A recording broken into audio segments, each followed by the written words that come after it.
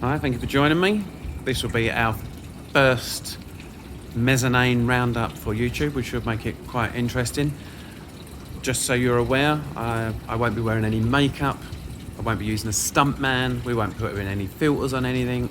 And there is, of course, no script. So I do apologise if it goes a little bit off topic.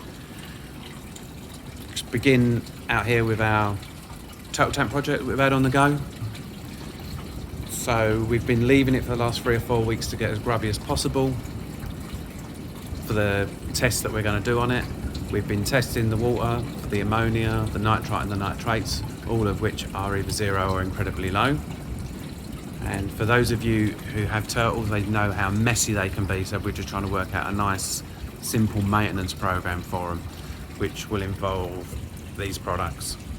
You've got Refresh and Waste Away. These two products are 100% natural. They're bacterial products, so there's nothing to worry about. They remove algae, cyanobacteria, they'll get rid of organic waste and keep your tank nice and clean and healthy, which is, if you've got turtles or large amphibs, you know how messy they can be, so it's just a matter of making sure that you've got optimal conditions all the time. We will also be using AquaCleanse, which is a dechlorinator, that detoxifies tap water. Removes ammonia, chlorine and chloramines.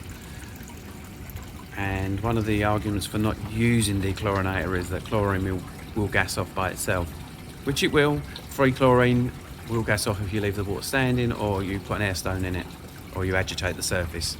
The problem is that chloramines will not gas off. They contain no odour and no taste, but they can still be hazardous for some sensitive livestock.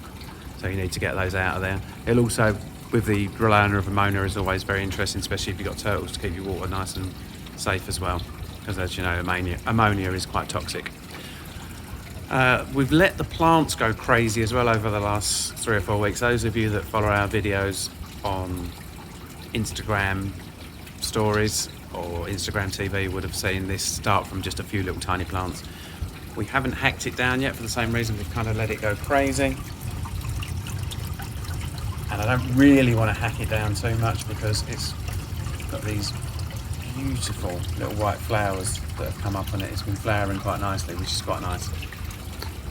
Moving along to our aquaponic system. We've got our little fish in the bottom there, and it sort of flows through on a guttering system and feeds the rest of it.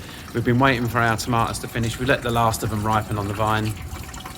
So this will all be being pulled out, all this will be stripped.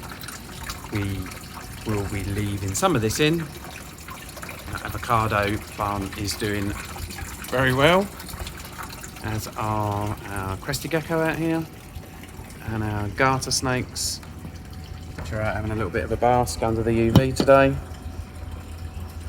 But anybody who knows me knows I've got a bit of a soft spot for garter snakes, so yeah, these guys are doing very well, and they do love a bask under the UV, which is quite amazing.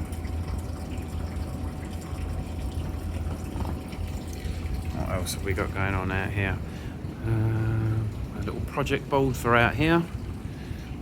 Got the planted tubs that we brought back from Aqua Telford. Plant growth's got out of control on these. These are definitely going to need a ripping back. Going to need quite a severe trim. These are on our twin T5 unit, which has got 2 New Dawn T5 LEDs in it, which have, I mean, the proof of the pudding, it speaks for itself. Have given us phenomenal plant growth, and we've got our New Dawn Pro 10, which, as you can see, we've got flowering, we've got all sorts of stuff going on here. So this will need a little bit of a light trim back as well. All of the New Dawn products contain 141 lumen LEDs. We also have added a little bit of extra colour in there, which we were told was a bit of a waste of time, but we're glad that we did, because it's proven not only do we get lots of nice vegetative growth, we also get nice budding, we get nice flowering, and that couldn't be more evident than in this test that we're doing here. This is all in a planter, it's all got the same soil. We've got a heating cable in there, keeping all the soil nice and warm, so we don't, because it's quite cold out here in the evenings. It's got the same amount of water going into it, the same soil, everything else, same nutrient load. The only difference on this is we've got them baffled out and they've got different lights on them. Other than the 4 plants on the right here, they were all comparatively the same size, the aloes.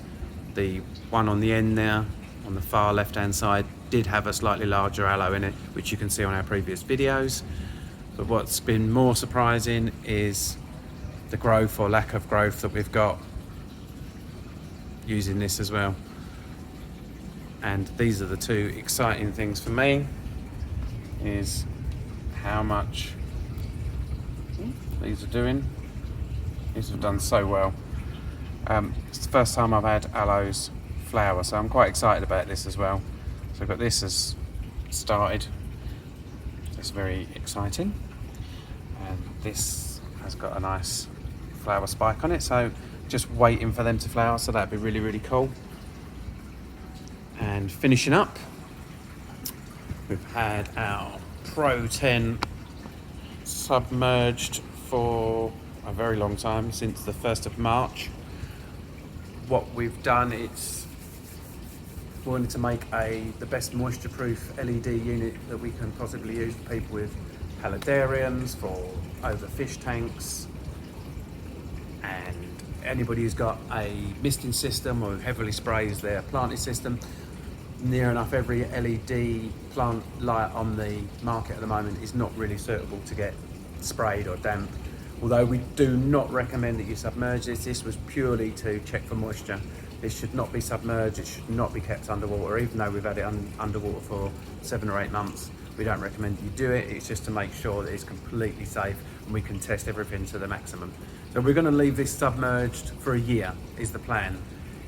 To pass the specification that it has, it's only meant to be sprayed a little bit. If we had the next level of qualification on this, or safety standard on it, it would be IP67, which is to be submerged at 1 metre for 20 minutes. This has been underwater for 7 or 8 months, so we think it's far exceeded everybody's expectations. But obviously the proof of the pudding is in the eating, so let's see if this little fella lights up still. There you go, it's still doing really, really well.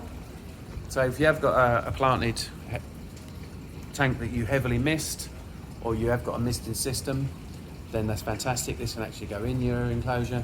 If you've got any of the other LEDs that are on the market, which there's some good LEDs out there, please make sure that they sit outside and sit on top of your mesh.